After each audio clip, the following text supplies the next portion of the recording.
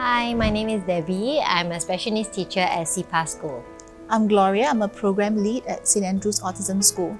I'm Selvi. I'm a subject head and discipline mentor in Grace Orchard School. What keeps you going in this profession and what motivates you?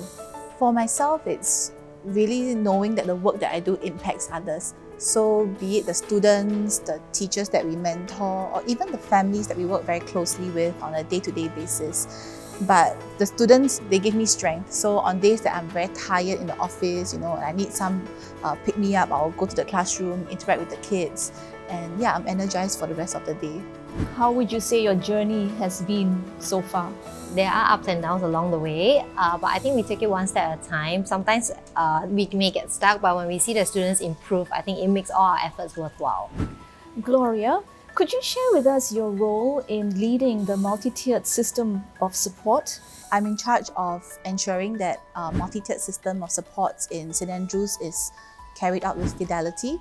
So I work very closely with other key personnel in the school as we work out the processes and ensure that it can be rolled out effectively in the classrooms. This team also works very closely together to develop in-house training to guide our teachers along. You've also headed the numeracy curriculum in your school.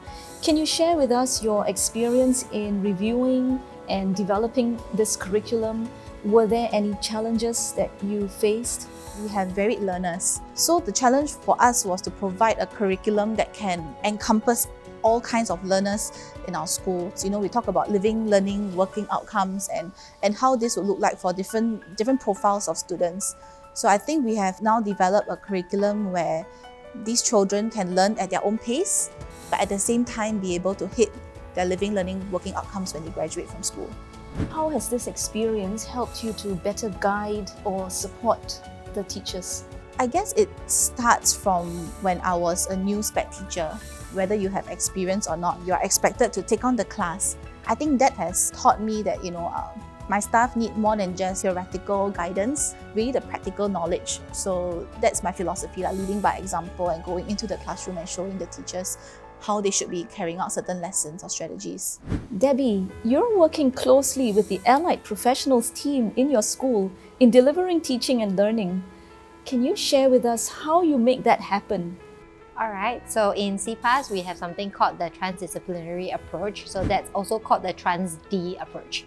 So with Trans-D, every teacher is assigned a Trans-D team. So in our team, we consist of the teacher, as well as our physiotherapists, occupational therapists, speech therapists, and psychologists as well. So we have monthly meetings where we'll meet up to talk about the students' learning outcomes, their goals, or maybe what the child is up to these days, what's the feedback from the family. So in that, they will sit down with me to talk about what are the lesson delivery that we can have, what are the different approaches, or just help me with the evaluation and how we carry it out. So overall, I think it's best as it gives the students a more holistic and a student-centered lesson. Why do you think it's important for teachers and therapists to be working together? Alright, so I think teachers and therapists, we all bring in a very different set of skills and knowledge into the team. So when we are able to share ideas, I think it helps us to evaluate and reflect on what we are doing in the classroom. It helps us to ensure that what we are doing is beneficial for the students and we are all in line and in check with what we want best for the student in the long run. What have you seen or feel to be the impact of such multidisciplinary collaboration on your students' learning or other areas of development, for example? I think it helps us ensure that the child is able to generalize what they learn across the different platforms. So something that the child is working on maybe with the physiotherapist can also be implemented during their speech therapy sessions. Something that the occupational therapist may want for the child, we can do this in the classroom or even in the other settings. So this helps the child have more practices across with different partners, with different students, with different teachers. So in the long run, they get more practice, they improve better, and ultimately they can achieve their goals and have a better post-school outcome. Selvi, you've collaborated with various partners to enable your students to participate in various sporting events like Special Olympics. Can you share with us how these collaborations came about? So I started the athletics as an enrichment program. So when I was actually doing that, I talent spot a few students. So I was trying to find resources where I can actually showcase their talents. I went into SDSC to learn more about their processes, and also went into Special Olympics to find out how do they run their programs, because World Summer Games, all those are coming up, and I was wondering how do I actually put my student in that. How do you feel that such collaborations with the various partners is beneficial for the school and for the students? When it is actually told that Grace Orchard won this, why it comes out in paper, these athletes become a role model to them. I want to be like her. I want to run like her. I want to represent Singapore. So that motivates, all the other students as well. What motivates you to continue to collaborate with different partners? It's the students.